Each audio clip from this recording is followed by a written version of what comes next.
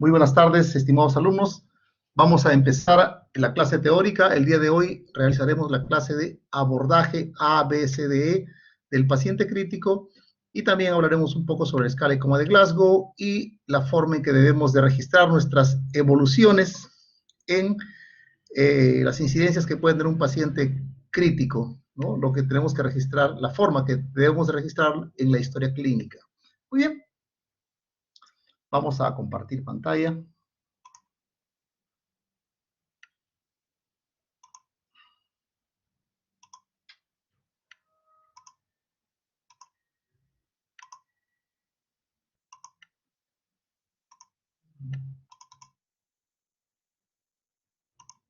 ¿Me confirman, por favor, si pueden ver la pantalla correctamente y se escucha adecuadamente? Sí se ve, doctor. Sí, doctor. Se ve, doctor. Muy bien, entonces empezaremos. Es el abordaje inicial del paciente crítico. Muy bien, durante sus primeros años de formación médica, ustedes han aprendido en los cursos de semiología, propedéutica médica, medicina 1, cómo es el abordaje médico tradicional, el que se ha venido haciendo pues, en los últimos cientos de años, ¿no? Entonces el paciente tiene un problema, viene y saca su cita, acude al consultorio y comienza a relatarnos los síntomas y nosotros somos los que dirigimos cómo el paciente va a ir poco a poco dándonos la información detallada de cada síntoma que tiene, ¿no? Desde el orden cronológico que nosotros tenemos que ir guiando, las características de un síntoma, ¿no? Si abordamos, por ejemplo, un dolor, le preguntamos el dolor de qué intensidad es, de qué tipo es, en qué parte está localizado, a dónde se irradia, qué lo calma, en qué situaciones se exacerba, etcétera, etcétera, ¿no es cierto? Entonces, nosotros hacemos una adecuada anamnesis, con obviamente la colaboración del paciente, y luego de eso hacemos un examen físico también exhaustivo, ¿no? Hacemos una serie de pruebas, muchas de las cuales va a requerir una colaboración del paciente.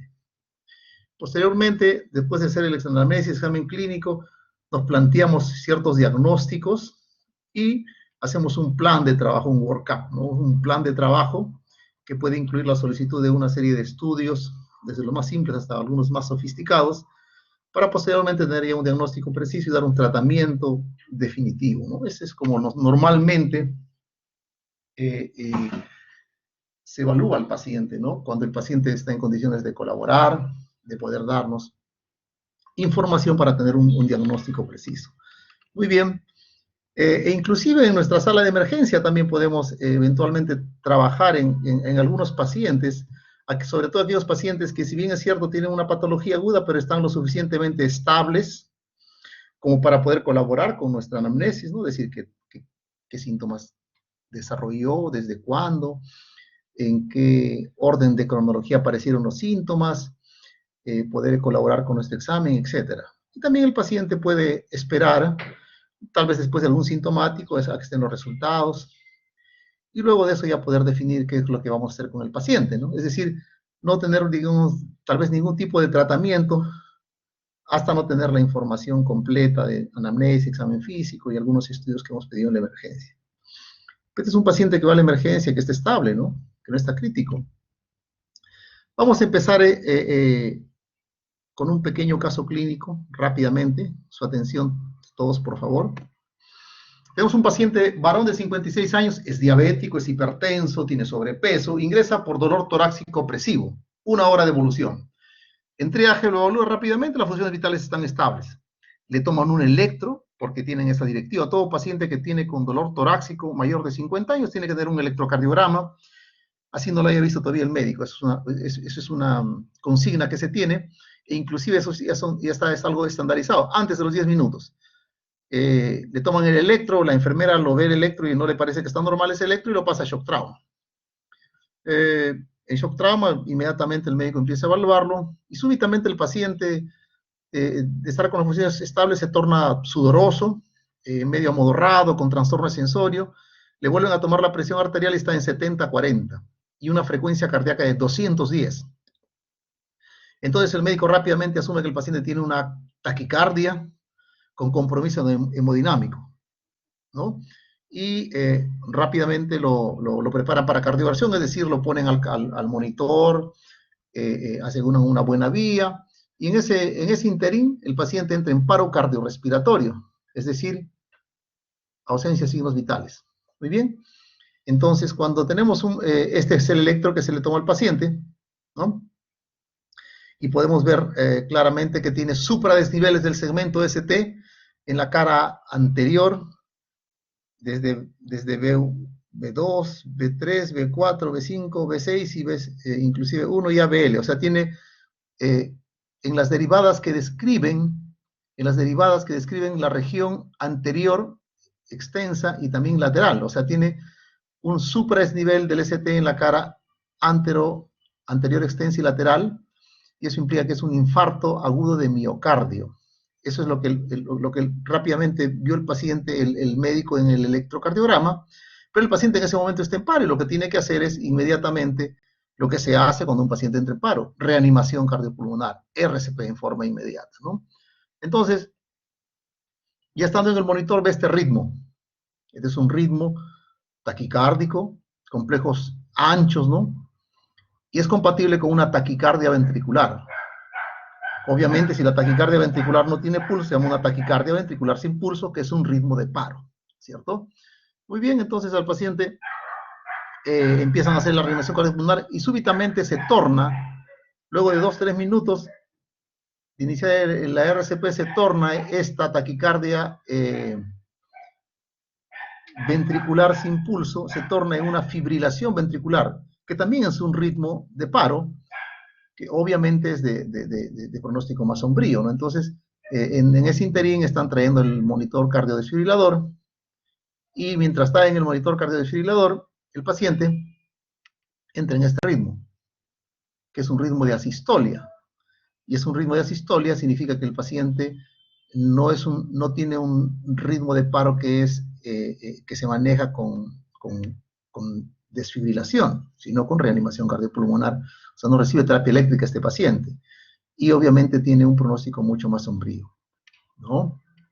Entonces, este escenario es lo que ocurre con cierta frecuencia en la sala de emergencia, en la unidad de shock trauma, en una unidad crítica como una sala de operaciones mientras están operando un paciente en una cirugía de alto riesgo, o en la sala de terapia intensiva, ¿no es cierto? Estos son los pacientes que se llaman pacientes críticos.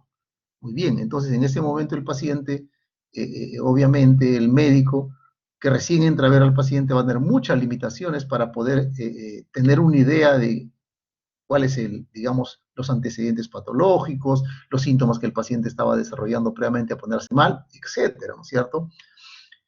Entonces, nuevamente recordar una definición que se hizo en la primera clase respecto a qué cosa era un paciente crítico, ¿no? Muy bien, entonces recordar esto, ¿no?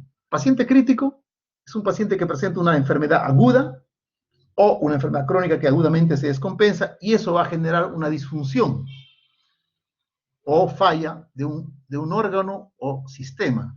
Y esta situación lo pone al paciente en un riesgo inminente de muerte, o sea, en un riesgo de muerte, pero ya. Es decir, que la muerte puede ocurrir en los siguientes, desde minutos, horas, ¿no?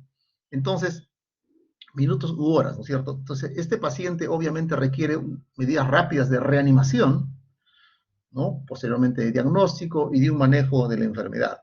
¿Cuál es el objetivo? Obviamente de estabilizarlo, con el fin de que tenga un tratamiento definitivo y luego pueda reinsertarse a la sociedad con una calidad de vida aceptable. Es muy importante, ¿no? Es decir, en otras palabras, el paciente crítico, para que tenga todo el soporte que se da a un paciente de esta naturaleza, una enfermedad que sea reversible, ¿no?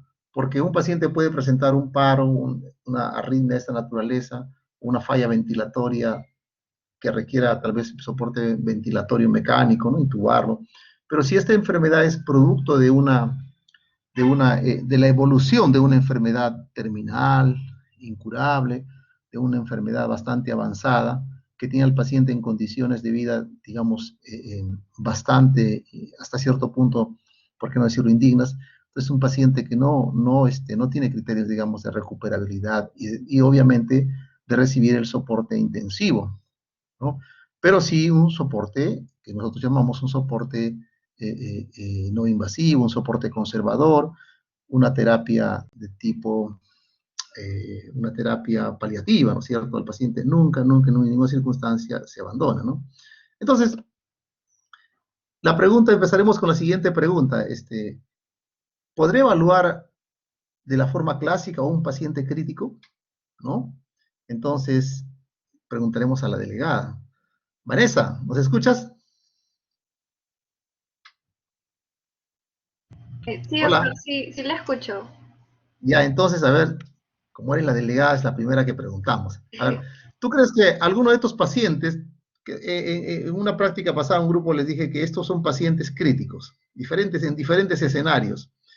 ¿Usted cree, Vanessa, que yo podré evaluar de la forma clásica, como hemos aprendido, a cualquiera de estos pacientes críticos? Y no se tiene que hacer una anamnesis, una evaluación muy rápida en base justamente a prioridades, ¿no? Porque mientras más tiempo se pierda en evaluar qué tiene el paciente, es tiempo vital que se le está restando al paciente. Claro, por un lado. Y por otro lado es que probablemente no estén en condiciones de poder responderte a las preguntas que tú quisieras hacer, desde la más básica o sucinta, ¿no? La más, pregunta más corta, no podrán hacértelo porque este paciente está con trastorno de conciencia, este paciente a las justas puede respirar, menos va a poder hablar, este paciente está con una insuficiencia respiratoria que requiere ser intubado y ya, esta paciente tiene una depresión del sensorio, está en coma, este paciente tiene una afasia, ¿no? Con una alteración de sensorio, este paciente tiene un TEC grave, etcétera. O sea, estos pacientes no van a poder colaborar ni con el examen clínico ni con la anamnesis, ¿no? De tal modo de que, y no solo eso, sino que están, como tú dices, sumamente graves, que requieren una atención rápida. El tiempo aquí está presionando a tomar, digamos, medidas de reanimación, medidas terapéuticas, pero ya, ¿no es cierto? Con escasa información. Eso es como se presentan los pacientes críticos en la sala de emergencia, en la sala de terapia intensiva, en sala de operaciones, ¿no? Muy bien. Entonces, la respuesta a ello es probablemente no. Razones: compromiso de conciencia, el paciente está afásico, está en falla respiratoria severa, que no puede ni hablar, tiene una obstrucción de la vía aérea, ¿no? Hasta la barrera idiomática, etcétera, ¿no es cierto?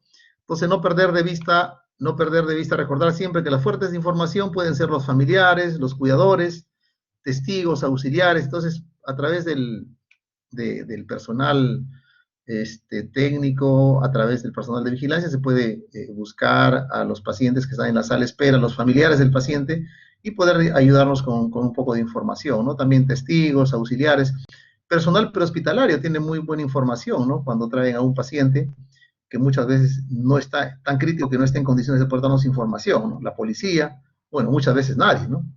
De tal manera, estas son las razones por la cual no vamos a poder desarrollar una, digamos, minuciosa anamnesis, examen físico, etcétera.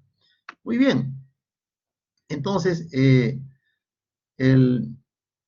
importante datos claves, ¿no? Siempre, y evidentemente es importante ampliar la historia clínica con los familiares cercanos o los testigos que pudiera haber, obviamente después de haber, o estando encaminada la reanimación del paciente, ¿no? Bueno, las mujeres del sexo femenino es más acuiciosa, más observadora, dan información más apropiada inclusive que los hombres, ¿no?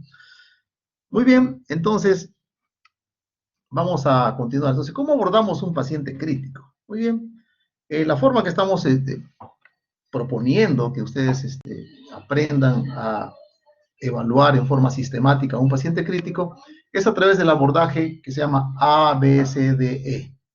A, que significa airway, que básicamente la preocupación es evaluar la permeabilidad de la vía aérea, ¿no? Y el aseguramiento de esta. B, es evaluar, buscar si el paciente evidencia signos de falla ventilatoria, ¿no? De falla respiratoria, de falla ventilatoria.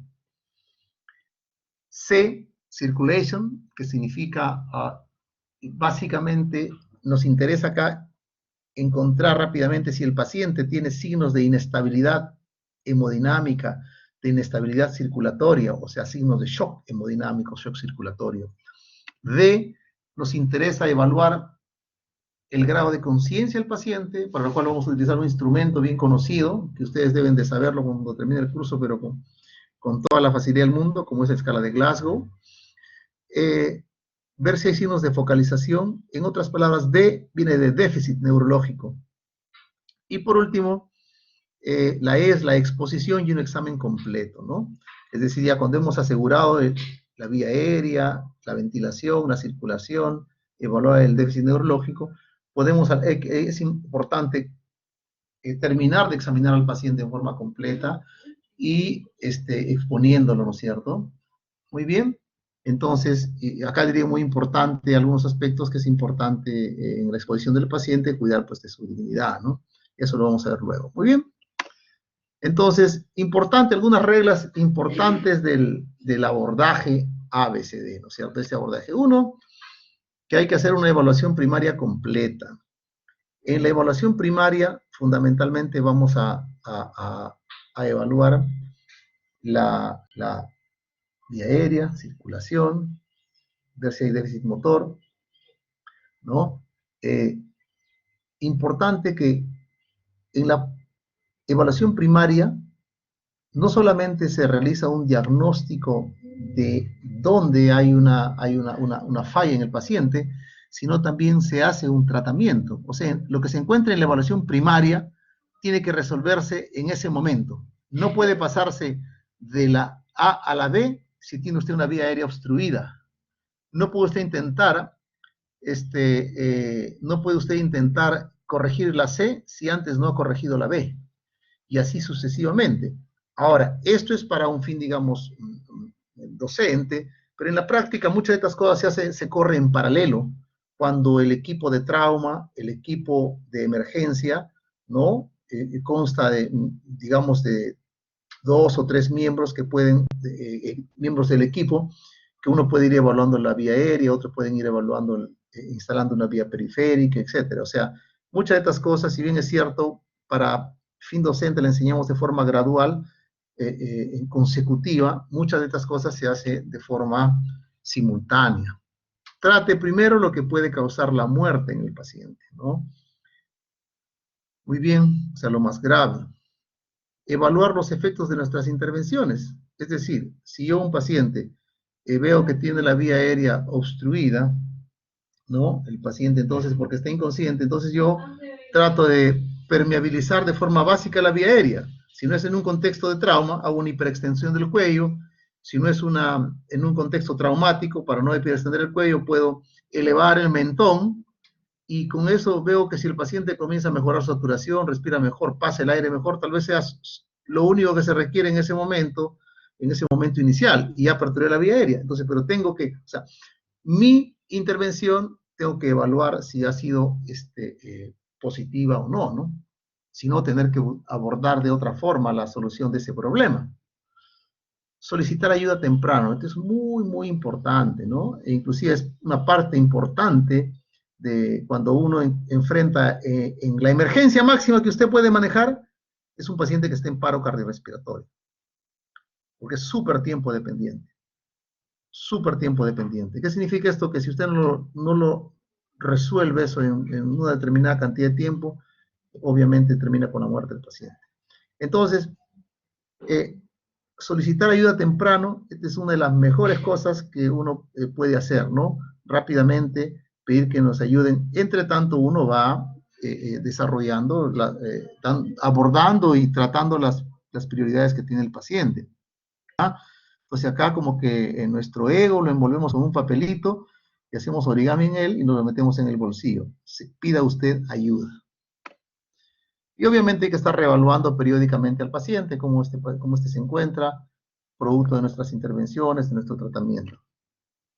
Y otra cosa muy importante en esta pandemia, muy, muy importante, la bioseguridad, ¿cierto?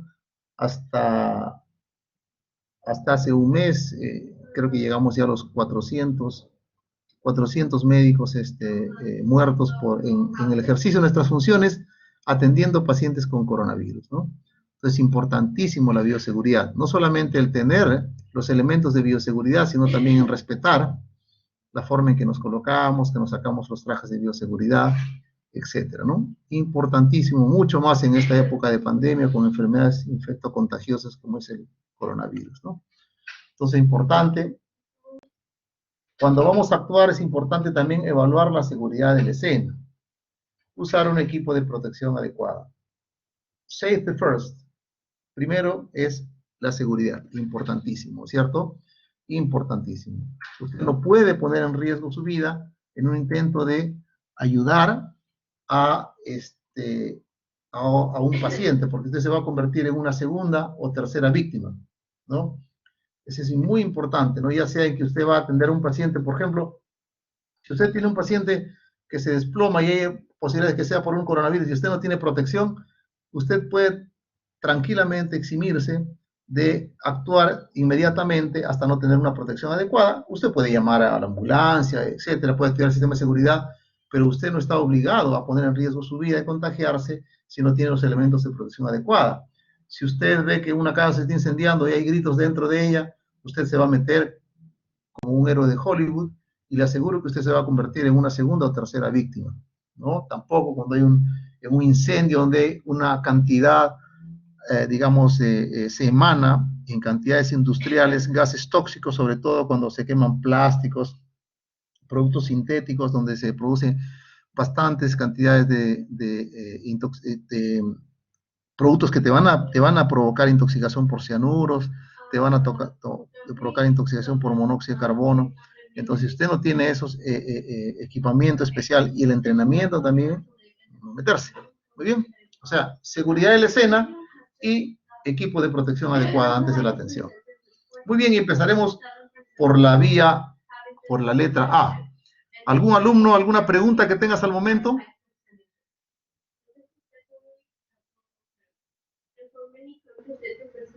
Hola.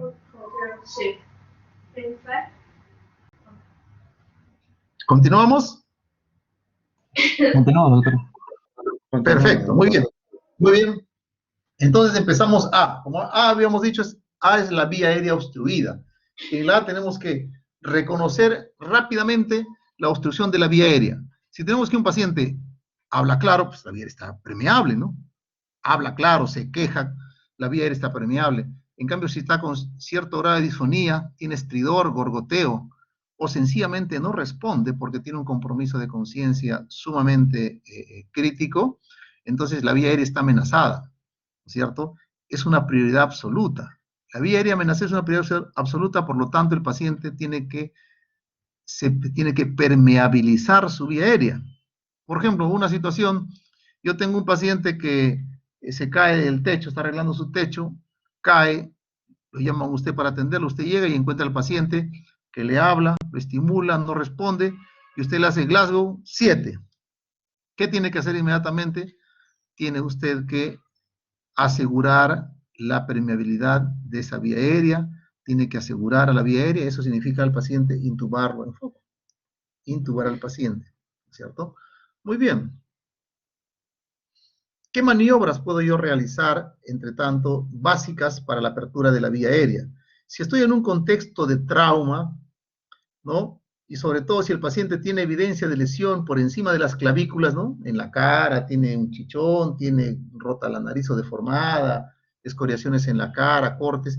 Entonces yo puedo asumir que el paciente potencialmente podría tener una fractura en la columna cervical, por lo tanto no puedo movilizar libremente el cuello, como es en el caso de cuando hacemos una extensión de la cabeza y elevación del mentón. La extensión de la cabeza, mejor dicho, la hiperextensión de la cabeza con elevación del mentón, es una excelente maniobra de permeabilizar la vía aérea. El problema está en que moviliza mucho la región cervical y potencialmente podríamos exacerbar una lesión de columna cervical, por lo tanto, contraindicada en el contexto traumático. Si el paciente tiene compromiso de conciencia y usted cree que Glasgow menos de 8, el paciente no protege su vía aérea, cae la lengua hacia atrás porque hay laxitud y la lengua al caer atrás obstruye la vía aérea, entonces usted puede realizar una maniobra de elevación de la mandíbula o elevación del mentón, como podemos ver acá al medio y acá en este lado, ¿no? Hace usted elevación de la mandíbula o elevación del mentón. Estas dos maniobras permeabilizan la vía aérea, ¿no? y sin embargo no movilizan la columna cervical, de tal modo de que usted puede tranquilamente hacer estas maniobras. ¿Ya? Entonces, sigamos, ¿no? Entonces, con estas dos maniobras básicas de apertura de la vía aérea, puede usted, digamos, comenzar su intervención. Muy bien. Pero también se tienen dispositivos para manejo de la vía aérea, ¿no? Como es un tubo faríngeo, nasofaríngeo, dispositivos supraglóticos, como las máscaras laringeas, el tubo laríngeo, Vastrac, iGel, etc. Hace un manejo definitivo a través de la intubación endotraqueal, y eventualmente, cuando es una vía aérea difícil, podría requerir hasta la realización de aperturar una vía aérea quirúrgica, ¿no?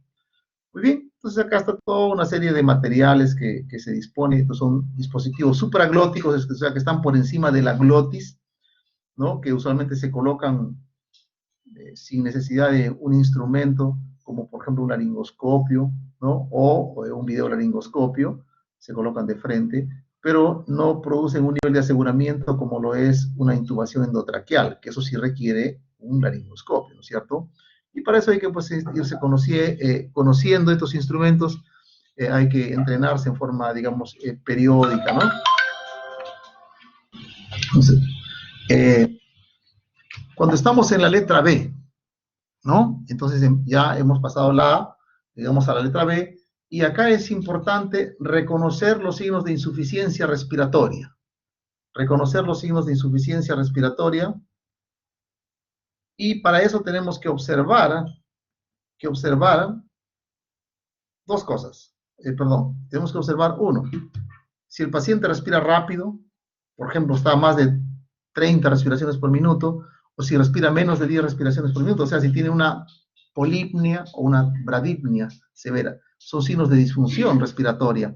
Si el paciente está usando los músculos accesorios, si tiene una asimetría en elevación de su caja torácica, si tiene una respiración paradojal, es decir, por ejemplo, lo que hay en un paciente que tiene un trauma de tórax, donde ocurre un tórax inestable, donde al paciente, cuando uno inspira normalmente, el tórax se eleva, en estos pacientes no, se eleva la parte que no está contundida, y la parte que está contundida, en vez de elevarse, se retrae, se hunde.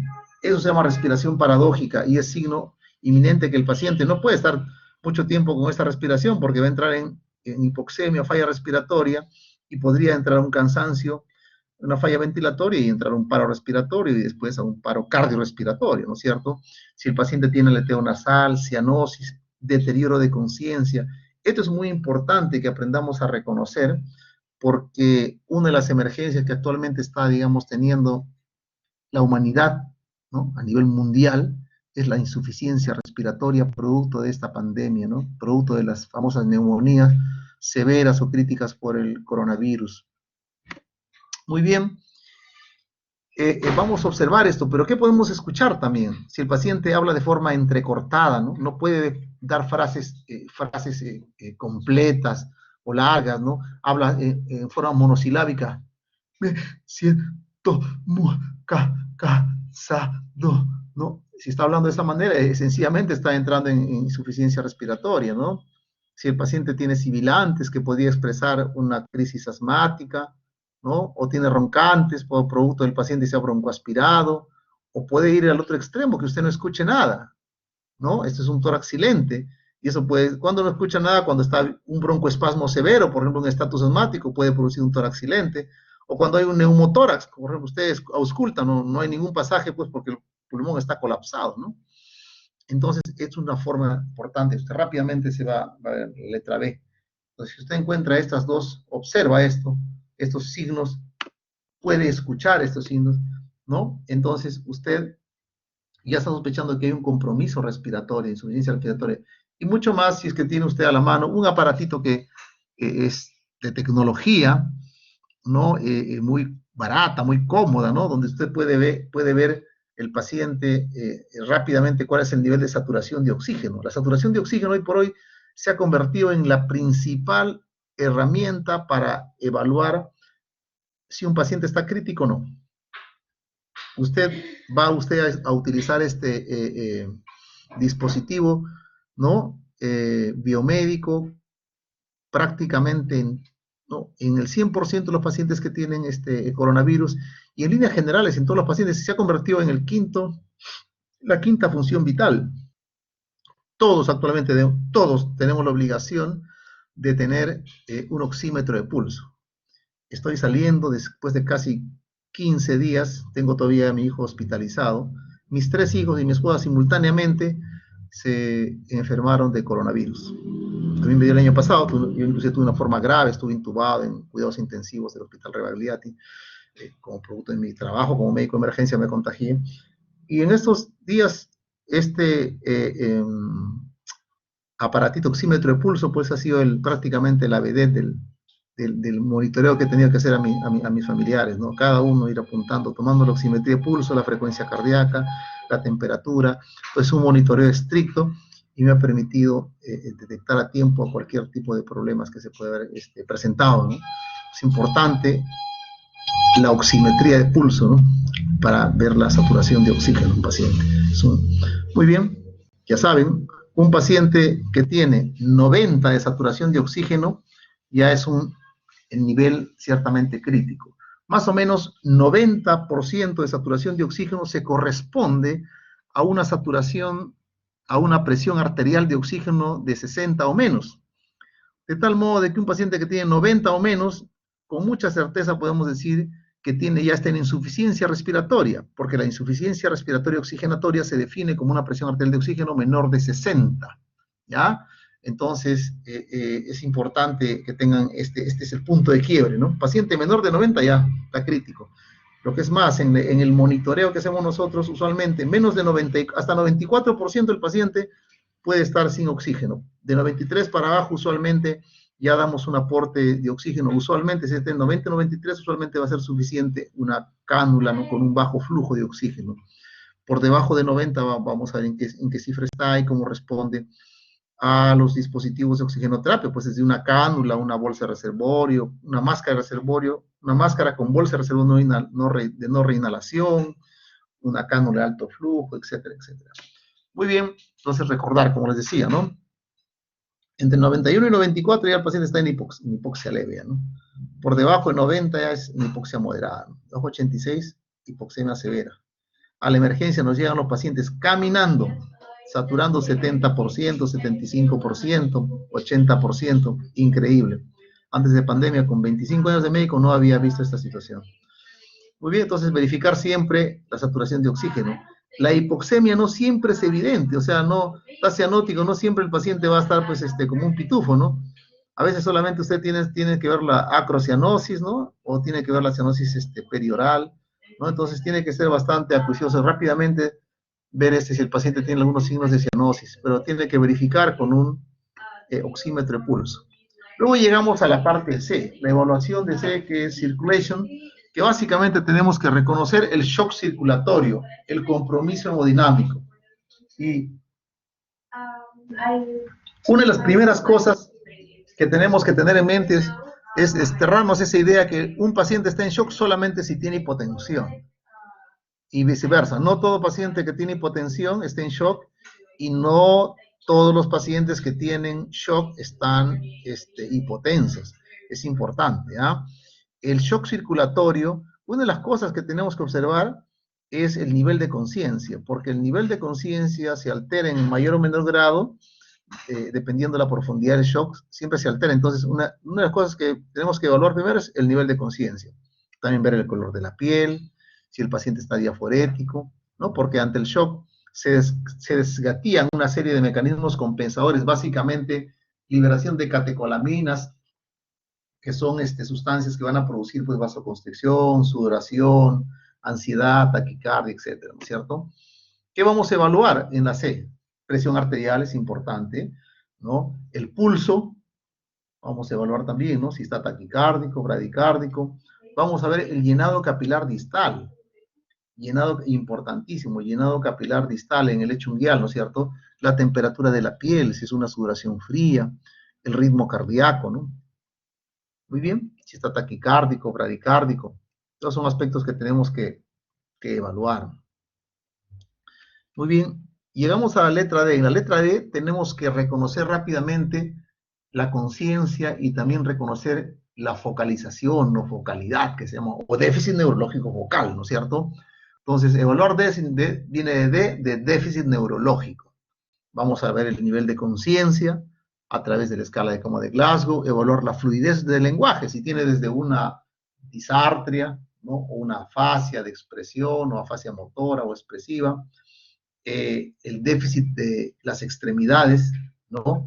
Si tiende a lateralizar, si mueve más, no siempre va el déficit desde una hemiplegia, donde es evidentemente elevas el miembro y cae como si estuviera muerto el brazo o la pierna. A veces es disminución de la fuerza, ¿no? O sea, va hemiplegia, hemiparesia, y hay dentro de la hemiparesia inclusive hay graduaciones, ¿no? Que se pueden decir de 1/5, 2/5, 3/5, 4/5. O sea, no es esto un blanco y un negro. Hay zonas de grises que uno tiene que también rápidamente saber evaluar, ¿no? Ver la fluidez del lenguaje, ver el diámetro, la respuesta de las pupilas. Uno, desde el tamaño pupilar hasta la reactividad hacia el estímulo luminoso, ¿no es cierto?, que nos puede dar rápidamente con un paciente con focalización, trastorno de conciencia y con alteración en el diámetro, con asimetría en el diámetro pupilar, nos puede hablar que el paciente está presentando, por ejemplo, tiene un síndrome de hipertensión endocraniana, o tiene una evidencia de herniación cerebral, o la presencia de una lesión, una masa ocupativa, que puede ser usualmente en el contexto traumático un hematoma, ¿no es cierto?, un sangrado. Muy bien, presencia de convulsiones, y obviamente saber valorar bien la escala de Coma de Glasgow, ¿no es cierto? Hay una escala de breve evaluación del nivel de conciencia, ¿no?, que es el ADVI, que significa alerta, responde a la voz, responde al dolor o está inconsciente, ¿no? En inglés es APPU, ¿no? Patient is awake, dice, ¿no? Patient responds to verbal stimulation, painful stimulation and unresponsive. Pero acá estamos en Perú y hablamos español, decimos ADVI, alerta, responde a la voz, responde al dolor e inconsciente. Más se usa en el ámbito prehospitalario, ¿no? En el ámbito hospitalario usamos la famosa escala de Coma de Glasgow, ¿no? Importantísimo que ustedes tienen esto que aprenderse. Valora 3 áreas, ¿no? El área ocular, verbal, motora. Esta escala de Coma de Glasgow, más o menos a fines del 70 digamos, se diseñó, ¿no? Esta escala de Coma de Glasgow, más o menos 79, o sea, tiene más de 40 años ya, esta escala de Coma. Y evalúa la parte de la apertura ocular, ¿no? Si los abre a la orden espontánea, señor, abre los ojos. Si tú le dices eso, ya no tiene 4 puntos, tiene 3, porque es a la orden verbal. Si el paciente está con los ojos abiertos de forma espontánea, tendrá 4 puntos. Si no te responde y tienes que hacerle un pequeño estímulo doloroso, ¿no?, tendrá 2 puntos. Y si el paciente no hay respuesta, no hay 0, sencillamente se pone 1. Igual también a la parte, digamos, el área verbal, ¿no es cierto? ¿Cómo te responde? Señor, ¿cuál es su nombre? ¿Cómo se llama? Me llamo Freddy Hermenegildo. ¿Y dónde está usted? Estoy acá en Surco, Higuereta. ¿Qué día está? Está orientado, ¿no es cierto? Si habla confuso, ¿no? Ah, sí, ya compro, sí, no. Deme, no. Mañana. O sea, comienza a hablar una cosa por otra. O sea, puede hablar palabras, digamos, o frases hasta coherentes, pero frases que en un contexto no están fuera de foco, ¿no? En cambio, cuando ya habla palabras muy sueltas, ya es 3 puntos. Cuando habla ya sonidos incomprensibles, ¿no? Balbucea, dice cosas, sonidos que ni siquiera logras entender qué cosa, ya es paciente 2 puntos. No responde nada, no habla nada, 1 punto. Y así, y la suma igual en la parte motora, ¿no? Entonces, se ve si obedece órdenes, si puede localizar el dolor, si retira el estímulo doloroso, si hace una flexión anormal, que se llama postura de corticación, o una extensión anormal, que se llama postura de descerebración, o si no hace ningún tipo de... Y eso podemos verlo acá. Entonces, todo esto rápidamente nos da una idea, es una forma de estandarización de la descripción del estado neurológico, ¿no? Porque se imaginan, ustedes dicen, está soporoso, estuporoso, está somnoliento, son términos muy vagos, no tienen una definición muy precisa. es cierto? Entonces, la escala de coma de Glasgow permite que cualquier observador, y ha sido validada, es sumamente estudiada, cualquier observador que sabe reconocer y seguir estas pautas va a decir Glasgow 7, y usted lo hace ver. Entonces usted agarra a 100 observadores y por lo menos más de 90 le van a decir que tiene Glasgow 7. En cambio, si ustedes, diferentes observadores, a cómo lo reportan, el paciente está encefalopático, está con trastorno de sensorio, está con estuporoso, soporoso, está con patatús, qué sé yo, ¿no? Entonces, el paciente no se logra una estandarización de la descripción. Y no solo eso, sino también nos permite que esto se puede repetir. Esto se hace rápidamente, en menos de un minuto. Y usted lo puede repetir porque el paciente puede, en el transcurso de los minutos u horas, deteriorar su escala de coma de Glasgow. Es una forma que nos permite un neuromonitoreo del paciente sin invertir mucha cosa, ¿no? Es una cuestión netamente clínica. Nos permite inclusive, por ejemplo, un paciente que viene con un TEC y ingresa con 14 de Glasgow, tiene una tomografía y tiene un hematoma laminar muy chiquitito, ingresó a las 5 de la tarde y no hay neurocirujano y vendrá mañana, o te dice que se quede en observación, la típica, nos dejan chantados el paciente ahí porque tengo un Glasgow 14, bien, perfecto. Y de repente son 5 de la tarde que es el paciente, de repente 11 de la noche usted lo va a evaluar y ya no tiene Glasgow 14, el paciente tiene Glasgow 11, o sea, ha bajado 3 puntos. Pues ese paciente es indicación para tomarle otra tomografía y traerlo con guardia al neurocirujano. Porque es probable si el paciente bajas y ya no tiene un hematoma, digamos, epidural o subdural, laminar, sino tiene un hematoma que está comprimiendo los ventrículos, que está desviando la línea media. O sea, es un hematoma que al paciente, si es que no es atendido o evacuado ese hematoma, podría en las siguientes pocas horas herniar al paciente y matarlo. Entonces requiere una intervención neuroquirúrgica urgente y usted tiene que, digamos, rápidamente coordinar con el neurocirujano para una operación. Entonces, ¿usted cómo se va a dar cuenta? Porque justamente el paciente cae su Glasgow, ¿no? Entonces, eso es digamos, una herramienta de neuromonitoreo muy importante, ¿no? Y de fácil aplicación, bastante validada, estandarizada. Evaluar si el paciente focaliza, ¿no? El paciente tiene un déficit motor, miembro superior, miembro inferior, la forma de la cara inclusive, ¿no? Todo paciente que focaliza tiene una lesión en el sistema nervioso central hasta que no se muestre lo contrario. Cuando ocurre en un trauma, si ocurre en un contexto de trauma, o se golpeó la cabeza, tiene un TEC, y el paciente focaliza, tiene un hematoma intracerebral, ya sea un hematoma epidural, subdural, una contusión hemorrágica, que potencialmente podría ser evacuable por forma quirúrgica hasta que no se demuestre lo contrario. Por lo tanto, paciente TEC, focaliza, tomografía, STAT, ya, para hoy. Muy bien, el examen pupilar, ¿no? Por ejemplo, esta paciente tiene, ¿no? Por decir, un déficit motor, tiene una focalización y tiene esta diferencia de pupilas, como ustedes pueden ver acá. Entonces, esta paciente tiene, ¿qué cosa tiene? Tiene un hematoma epidural. Entonces, ustedes también van a saber conocer un hematoma en la práctica, les voy a enseñar a conocer un hematoma epidural, un hematoma subdural, una contusión hemorrágica, una hipodensidad producto de una ACV, etc. Eso usted va a aprenderlo en el devenir de este curso, en las diferentes prácticas que vamos a hacer. Ese es nuestro objetivo, ¿no? Que es una de las cosas básicas en el manejo de paciente crítico. Muy bien, otra cosa importante es la glicemia, ¿no? Muchos pacientes a veces vemos que lo encuentran en la calle, tirado en la calle, y piensan, no saben si lo han atropellado, solo te dicen que lo han encontrado tirado, ¿no? Y uno se imagina que lo atropelló, se cayó del quinto piso de un edificio, qué sé yo. Y muchas veces es un paciente que es diabético, que se puso la insulina, pero no comió, justo ese día se acordó que tenía que hacer dieta, pues porque está muy gordo, o porque no respeta su dieta y se pone la insulina y hace estos cuadros de hipoglicemia terrible, de 15, de 42, pues, y con esto, con 15 cualquiera se pone pues, en coma, con 15 sí, 42 también, ¿no? Ya saben, hipoglicemias por debajo de 60 y ya se comienzan a hacer síntomas, ¿no es cierto? Entonces eso sí hay que corregirlo, está. Y muchos pacientes que llegan con Glasgow 3, así técnicamente Glasgow 3, en nada, y tienen 15, le pones 7 ampollas de dextrosa, o sea, 50 gramos de dextrosa, las ampollas de dextrosa que usamos son de 20 centímetros cúbicos y tienen 6.6 gramos, o sea, 7 ampollas son 50 gramos, y el paciente se despierta como levántate Lázaro, ¿no? Inmediatamente. Muy bien.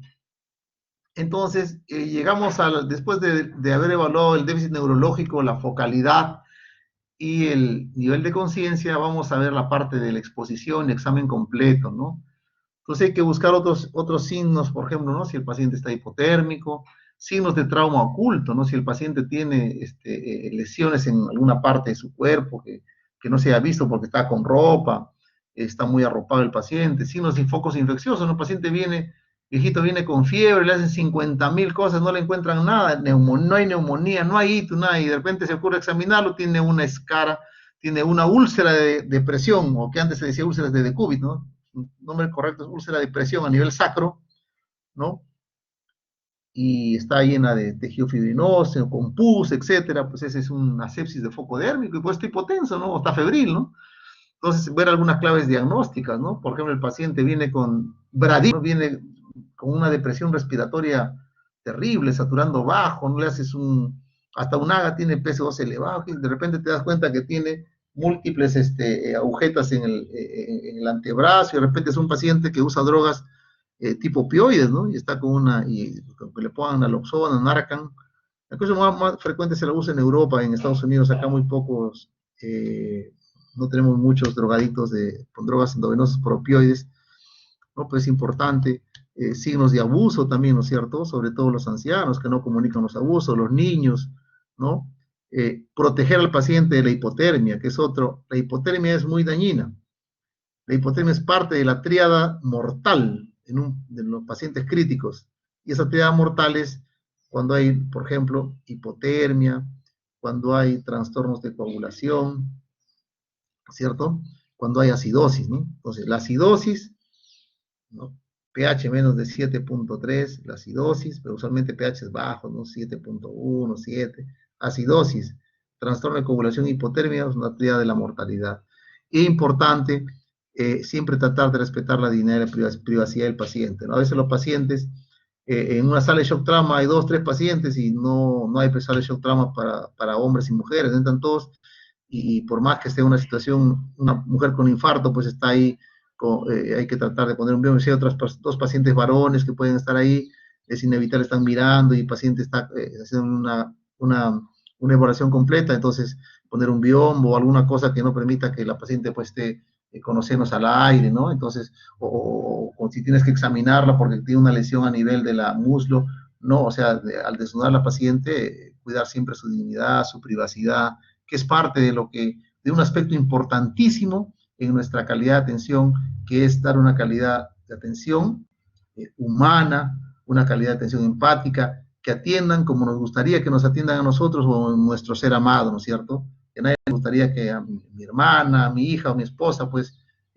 no haya algún mínimo de decoro en su atención. Yo sé que es difícil, en una sala de emergencia abarrotada, que vemos pacientes en los pasillos, pero se puede jalar un pequeño biombo, tratar de tener un poco de decoro para poder evaluar a los pacientes, ¿no? Muy bien.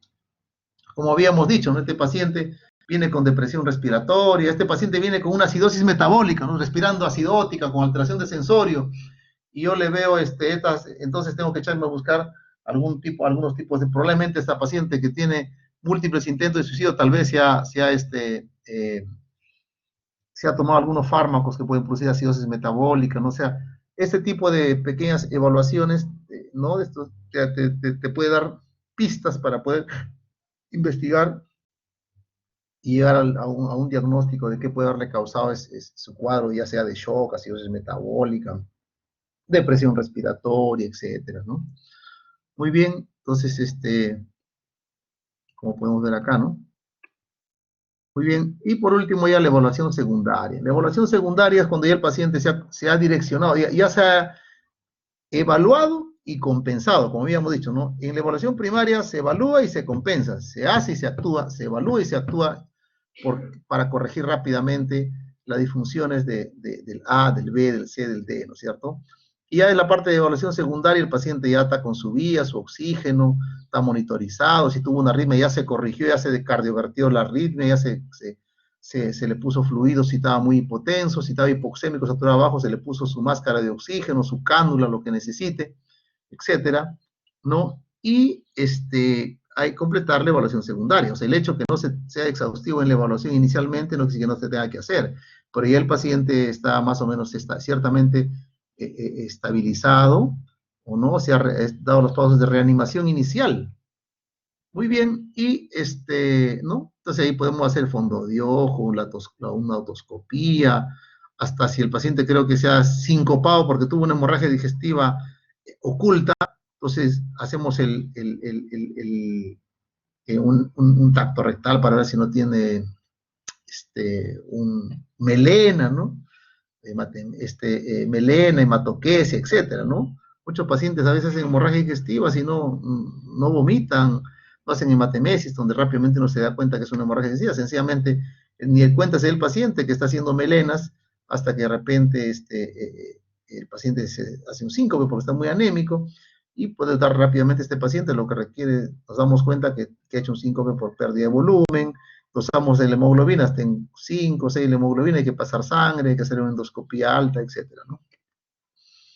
Y también luego de eso ya con tranquilidad ampliar la historia clínica para poder afinar el diagnóstico, ¿no? El hecho de que uno valore inicialmente, se vaya dirigido, no a las, digamos, a las cosas muy minuciosas, no quiere decir que se desprecie, eso es importante, sino que es una cuestión de tiempo, del momento.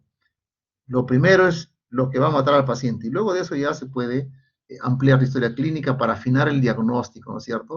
Hay diferentes, se puede preguntar a los paramédicos, los rescatistas, a un familiar, a un testigo, y luego hacer algunos estudios diagnósticos de emergencia que hacemos rápido, electrocardiograma, ¿no? Para poder detectar un infarto, una arritmia, etcétera, algunos análisis, una gasometría arterial importantísimo, y algunos estudios que se pueden hacer lo que se llama bedside, ¿no? O sea, a la cama del paciente, como por ejemplo acá mi colega emergenciólogo en el hospital donde yo trabajo está haciendo una ecografía pulmonar, ¿no es cierto?, para ver el paciente con dificultad respiratoria, y tenía acá signos de una insuficiencia cardíaca congestiva, o sea, estaba en un edema agudo de pulmón el paciente.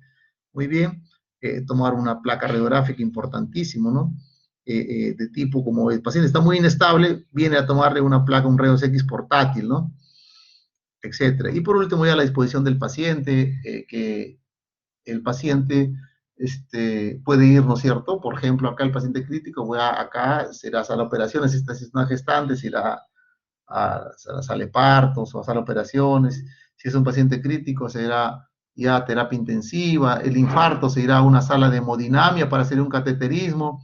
Si es un paciente que tiene un cuadro, una sepsis de foco abdominal, requiere una desfocalización, irá inmediatamente a sala de operaciones antes de pasar a cuidados intensivos, o si hay que hacer algún tipo de radiointervencionismo para drenar algún tipo de absceso de difícil abordaje quirúrgico convencional a través del radiodiagnóstico, o también, cosa que vemos con no mucha infrecuencia, ¿no?, que el paciente pueda también fallecer, ir a la morgue, ¿no? Muy bien. Entonces, por último, vamos a ver lo que se llama la historia orientada al problema rápidamente, ¿no es cierto? Manejamos en emergencia, manejamos muchos síndromes, muchos signos, síntomas, básicamente manejamos problemas, más que muchos diagnósticos difíciles, ¿no? Hemorragia digestiva alta.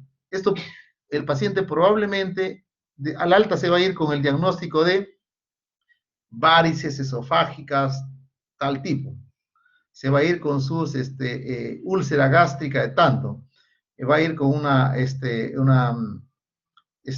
hemorragia digestiva, tales características, ¿no? Entonces, cuando un paciente tiene en emergencia, en cuidado crítico, cuando recién evaluamos al paciente, nuestro diagnóstico inicial es básicamente manejar problemas, ¿no? Trastorno de la coagulación, ese puede ser el diagnóstico que entra, ¿no?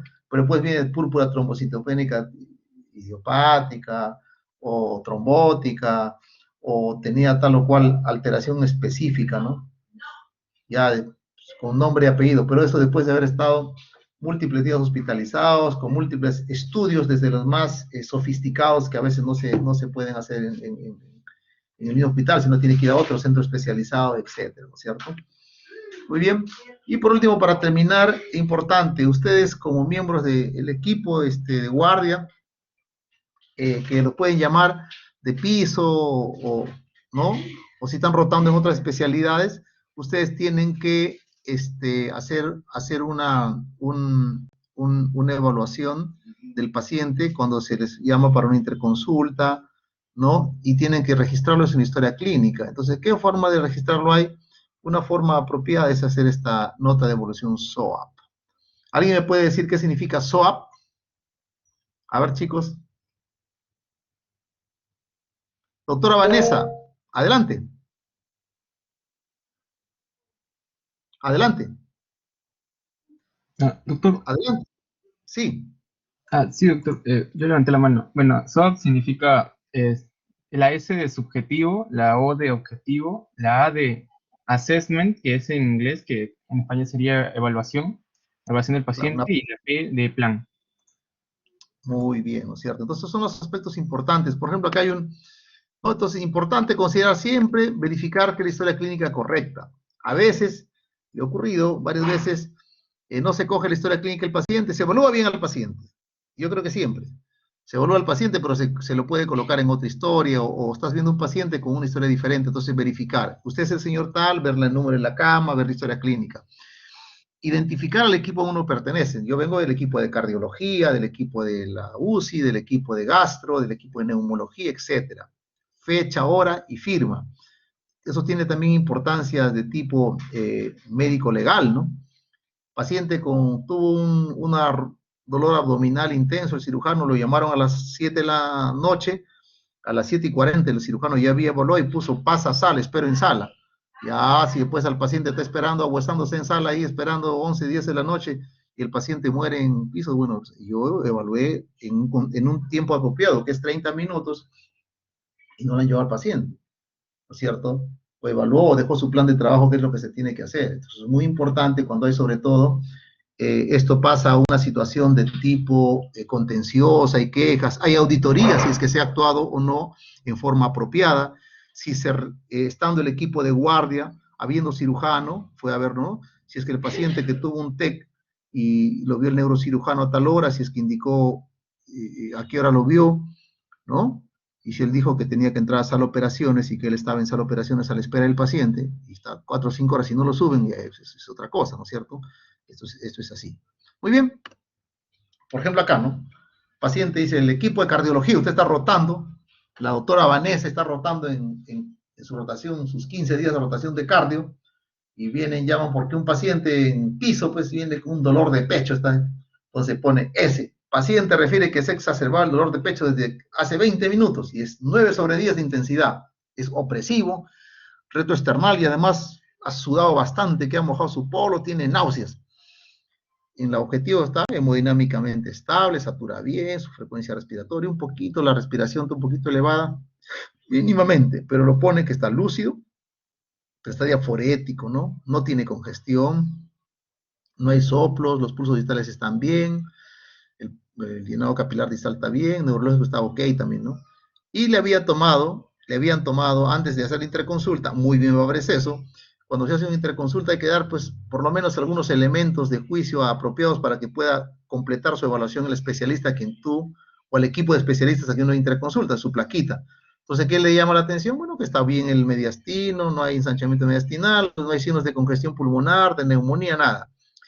Pero ve el electro, y en el electro dice, tiene un superdesnivel del ST en B3, B4, B5, es eso, ya tiene un infarto anteroceptal, perdón, anterolateral, B3, cara anterior, B3, B4, B5 y B6 es la cara lateral baja. Entonces este paciente tiene un infarto anterolateral. Ya le también pidieron troponina, está pendiente, pero su apreciación, su assessment, ¿no? O apreciación, o evaluación, dice, paciente varón con cardiopatía isquémica crónica que cursa con cuadro compatible con SICA ST elevado anterolateral, o sea, un infarto. ST elevado anterolateral. Plan, activa sala hemodinamia. Llama al técnico de radiología, a la enfermera hemodinamista, y se dice, ¿no? ¿Qué indico? Que se active el sistema de la sala de hemodinamia y que se dé una carga de antiagregación y anticoagulación según protocolo. ¿Qué significa esto? La anticoagulación, ya saben, va a poner 300 de clopidogrel, 300 de aspirina, 60 de enoxaparina o 1 miligramo por kilo de peso de enoxaparina, etcétera, ¿no? Le informa al paciente y al familiar, le hace firmar un consentimiento. Recuerden, todo procedimiento, por más que sea un cateterismo, lo que sea, tiene que firmar, no está exento de efectos secundarios, ¿no? De alguna complicación del procedimiento, y por lo tanto tiene que firmar su consentimiento. O sea, deja todo listo, y dice, no, se activa, entonces lo espero en sala hemodinámica. Entonces, este trabajo de hacer, a dar la carga, la medicación, es de los que están en ese momento encargados del paciente. Si fue, ya sea que fue en emergencia o en piso, perfecto, hay que darle Indicol, hay que darle su enoxaparina, su clopidogrel, aspirina, bla, bla, bla, preparar todo el paciente para que ya suba a hemodinamia, ¿cierto? Y usted firma ya, quien ha sido el doctor, fulanito. O sea, a veces firma todo el equipo, ¿no? Muy bien. Entonces pensamos subjetivo, ¿no? La parte subjetiva es cómo el paciente se siente. Una pregunta clásica es cómo se siente usted, ¿no? Si el paciente está intubado, puede escribir con un lapicero o en un abecedario, si es que el paciente está, digamos, en condiciones de hacerlo, ¿no? Se obtiene la información, es importante según el contexto clínico, ¿no? O sea, si usted es un paciente que tiene cardíaco, pues será el dolor de pecho, la disnea, la parte respiratoria. Si es un paciente de tipo quirúrgico, ¿no? Señor, usted con dolor abdominal y la sospecha era en el contexto de una obstrucción intestinal, señor, sigue vomitando, puede eliminar gases o flatos, puede eliminar heces apropiadamente, ¿no? Entonces, ¿y cómo está el dolor abdominal? ¿Está aumentado, ha disminuido, etcétera? O sea, uno va obteniendo la información en base al contexto clínico del paciente, ¿no? Pues acá está, haciendo una anamnesis. La parte objetiva es lo que nosotros, los datos positivos que encontramos del examen físico. En primer lugar, de la evaluación de las funciones vitales, ¿no? Si el paciente presentó fiebre, de repente ha hecho episodios de bradicardia o taquicardia, ¿no? Episodios de saturación, el reporte del monitoreo de los balances, ¿no? De repente dice el paciente está con dificultad respiratoria, ¿no? Y de repente usted ve el monitoreo y un balance positivo del día, usted va el día jueves a evaluar, le llamaron el día jueves, el mismo día que le llaman usted va, ¿no? Y de repente revisa el paciente entre el lunes, positivo, 1800 el primer día, positivo, 1200 el segundo día, y así, y de repente tiene 5000 y tantos de positivo, y el paciente encima para colmo tiene una creatinina en 2 o 3, si el paciente está pues, con un edema de pulmón, ¿no? O sea, está con una congestión. Entonces, eso es importante, ¿no?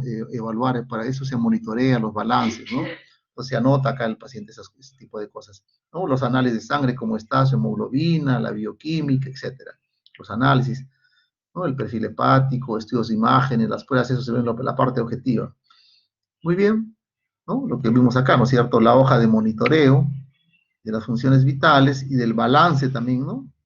Donde se hace entre lo que es egresos, ingresos, que vamos a desarrollar ahora con mi grupo 7 y 8, después de esta clase, que ya me estoy pasando mucho. Muy bien, entonces, la diuresis, ver ¿no? Lo que se gasta en determinados tipos de dispositivos. Y por último va, que es el assessment, o evaluación, ¿no? Uno expresa su opinión sobre la evolución. Aquí se plantean diagnósticos, ¿no? El diagnóstico más probable que puede tener este paciente. Y qué otros diagnósticos diferenciales se puede haber que permita o que sustente por qué estoy pidiendo tal o cual estudio, ¿no? Porque a veces dice, pero si él vino por dolor abdominal, ¿por qué me está pidiendo un examen de orina o una tomografía o tal cosa? Porque hay que descartar que no sea una infección o un urotem. Si pensaban que era una, no sé, una pancreatitis, ¿no? No, pues puede ser que, no sé, le ha salido la amilasa negativa, la lipasa negativa, pensando que era eso, pero ahora estamos viendo que tiene un poquito de hematuria, puede ser una litiasis ureteral o renureteral. Entonces, uno pone los diferenciales y eso permite sustentar también exámenes auxiliares adicionales que estamos solicitando, o empezar una terapia específica o empírica, ¿no? En base, salió el cultivo, hay que cambiarle, pues, así le hayas pedido temprano un antibiótico y salió el cultivo después de que pasaste visita y ves en la noche, no, pero este paciente está recibiendo ceftriaxona y estas urosepsis, estas sepsis de foco urinario es resistente a la ceftriaxona solamente es un ble positivo, o sea, solamente se le puede dar carbapenems, le tendré que cambiar a meropenem, pues, ¿no? La familia a veces reclama, pero doctor, he gastado plata, no tengo plata, estoy sin trabajo. Mire, señor, pero tiene, pues, meropenem es lo que necesita, estamos dándole este medicamento y no es efectivo. Entonces, pero usted, si usted pone eso acá, entonces en la evolución, ¿no? Punto. Se recibe cultivo, punto. Paciente con resistente a ceftriaxona, E. coli ble positivo, sensible a carbapenems. Solicito meropenem 1 gramo cada 8 horas, punto. Ya está sustentado ahí. Cualquiera que ve la nota de evolución puede ver por qué se ha hecho tal o cual cosa. Esa es la idea de hacer una nota de evolución, ¿no es cierto? Entonces uno acá se está planteándose los diagnósticos diferenciales, pensando en qué cosa puede haber su apreciación, ¿no? Cómo tú valoras, ahí va tu experiencia, todo tu conocimiento, ¿no? Y por último plan, lo que se va a hacer para solucionar los problemas que tiene el paciente. Cuando he enfocado tales problemas, en el paciente que vimos el ejemplo de esa evolución SOAP, tenía una cardiopatía isquémica, tiene un infarto, que hay que hacer un cateterismo. Bueno, antes de eso había que preparar al paciente con su anticoagulación, con su antiagregación, perfecto, para eso hay que darle su propidogel, su aspirina y su enoxaparina, perfecto, ¿no? Según protocolo, ¿no? Pero lo que requiere es una cateterismo cardíaco, ¿no? Y una angioplastía para resolver ese problema. O tal vez el paciente que lo está viendo el neurólogo, de repente ven que la tomografía o la resonancia se ve que tiene una tumoración. Con el contraste de una tumoración, dice, bueno, acá ya esto no es para mí, esto es para el neurocirujano, porque es una estructura que tiene que evacuarse neuroquirúrgicamente. Perfecto, entonces dejo plan interconsulta neurocirujano. Paciente con déficit motor en tal lugar, tiene un glioblastoma multiforme, tiene tal tumoración, un quiste, qué sé yo, pum. Neurocirugía, ese es el plan que lo ve el neurocirujano. Ya será otro rollo cuando el neurocirujano venga y diga, pues lo voy a operar, punto. ¿No? Tratamientos médico-quirúrgicos, disposición del paciente, ya este paciente está de alta, punto. Este paciente debe pasar de cardiología a infectología, etcétera, ¿no es cierto? O sea, la disposición que va a tener el paciente, ya sea que cambie de servicio, que se va de alta. Muy bien, entonces recordar siempre que el manejo de los pacientes críticos es multidisciplinario, ¿no es cierto? La razón de ser es el bienestar del paciente, la razón de ser es arrebatar de las garras de la muerte a un paciente, y eso implica los diferentes talentos de todo el equipo médico, ¿no? Ya sean médicos, quirúrgicos, ¿no? Muy bien. Eso es todo, amigos. Si alguien tiene alguna pregunta, encantado de poder contestarla, ¿no?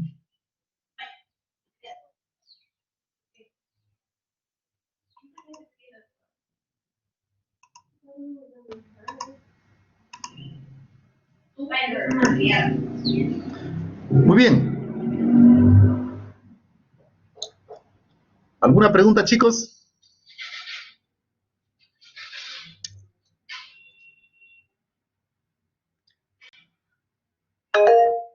Renato Esquén.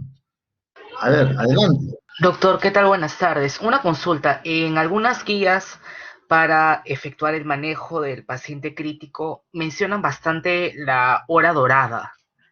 ¿A qué se refiere exactamente o qué criterios deberíamos tomar al encontrarnos en ese lapso de tiempo?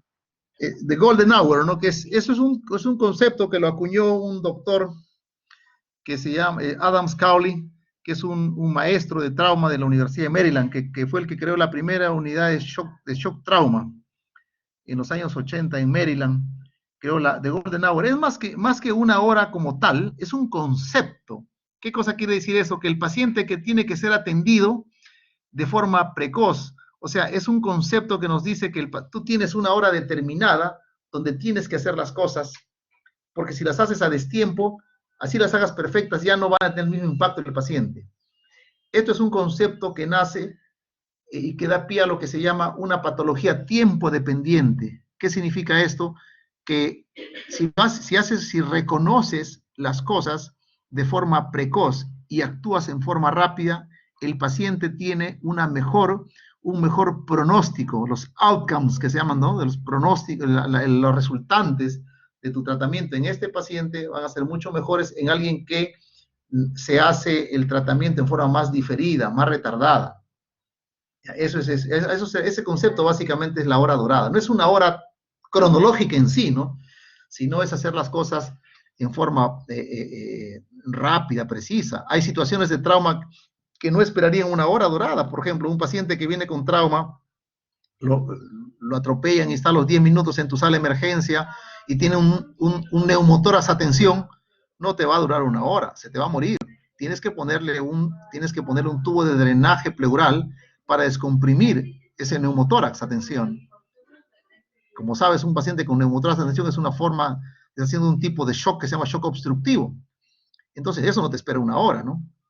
Entonces, el actuar rápido, actuar en forma precoz, porque dices, la hora dorada es el tiempo en la cual tú tienes que detectar y corregir las condiciones patológicas, las lesiones que tiene el paciente y que pueden matarlo a esto. Si lo haces en forma sistematizada, ordenada, rápida, requiere entrenamiento, conocimiento, el paciente tiene más oportunidades de sobrevivir a esto. A eso se refiere the golden hour, como decía el doctor Cowley.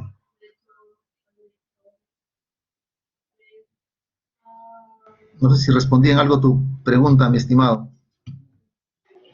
Sí, gracias. Ok. Any other question? ¿Alguna otra pregunta, alumnos? Si no, damos por terminada la sesión. Agradezco su atención. Nos hemos pasado unos buenos minutos, pero creo que es en aras de tener una mejor explicación de la importancia que tiene el abordaje sistemático del paciente crítico. Muy bien, gracias por su atención.